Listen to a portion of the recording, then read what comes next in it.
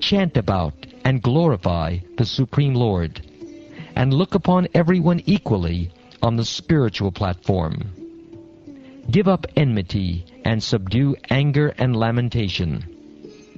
Abandon identifying the self with the body and the home, and practice reading the revealed scriptures.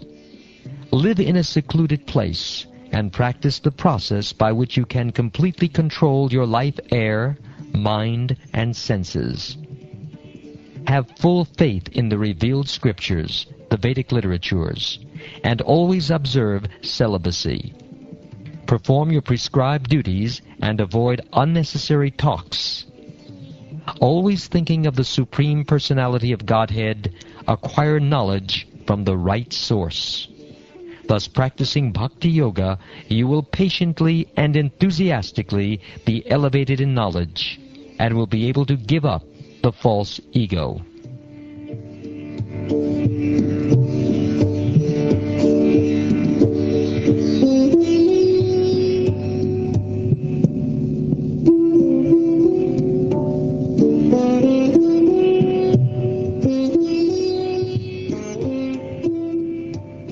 As I have advised you, my dear sons, you should act accordingly. Be very careful.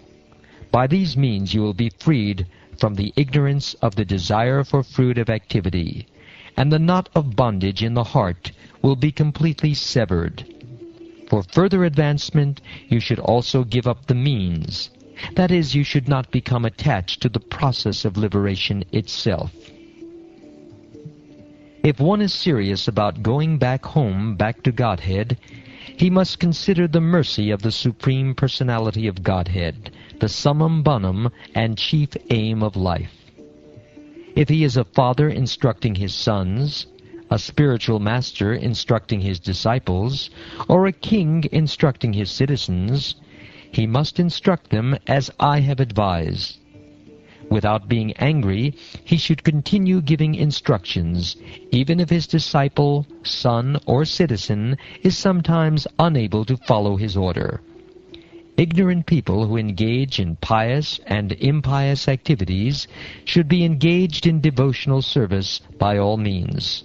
They should always avoid fruitive activity. If one puts into the bondage of karmic activity his disciple, son, or citizen who is bereft of transcendental vision, how will one profit? It is like leading a blind man to a dark well and causing him to fall in. Due to ignorance, the materialistic person does not know anything about his real self-interest, the auspicious path in life. He is simply bound to material enjoyment by lusty desires, and all his plans are made for this purpose. For temporary sense gratification, such a person creates a society of envy, and due to this mentality, he plunges into the ocean of suffering. Such a foolish person does not even know about this. If someone is ignorant and addicted to the path of samsara, how can one who is actually learned, merciful, and advanced in spiritual knowledge engage him in fruitive activity and thus further entangle him in material existence? If a blind man is walking down the wrong path, how can a gentleman allow him to continue on his way to danger? How can he approve this method? No wise or kind man can allow this. One who cannot deliver his dependents from the path of repeated birth and death should never become a spiritual master, a father, a husband, a mother, or a worshipable demigod. My transcendental body, or Satchidananda Vigraha, looks exactly like a human form, but it is not a material human body. It is inconceivable. I am not forced by nature to accept a particular type of body. I take on a body by my own sweet will. My heart is also spiritual, and I always think of the welfare of my devotees. Therefore, within my heart can be found the process of devotional service, which is meant for the devotees. Far from my heart have I abandoned irreligion and non-devotional activities. They do not appeal to me. Due to all these transcendental qualities, people generally pray to me as Rishabdev, the Supreme Personality of Godhead, the best of all living entities.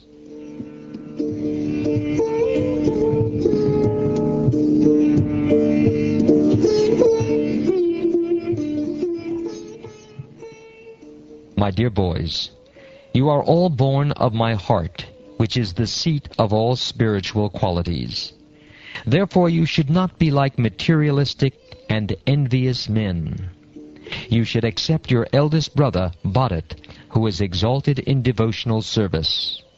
If you engage yourself in Bharat's service, your service to him will include my service, and you will rule the citizens automatically. Of the two energies manifest, that is, spirit and dull matter, beings possessing living force, such as vegetables, grass, trees, and plants, are superior to dull matter, such as stone and earth, etc. Superior to non-moving plants and vegetables are worms and snakes, which can move. Superior to worms and snakes are animals that have developed intelligence. Superior to animals are human beings, and superior to human beings are ghosts because they have no material bodies. Superior to ghosts are the Gandharvas, and superior to them are the Siddhas. Superior to the Siddhas are the Kinnaras, and superior to them are the Asuras.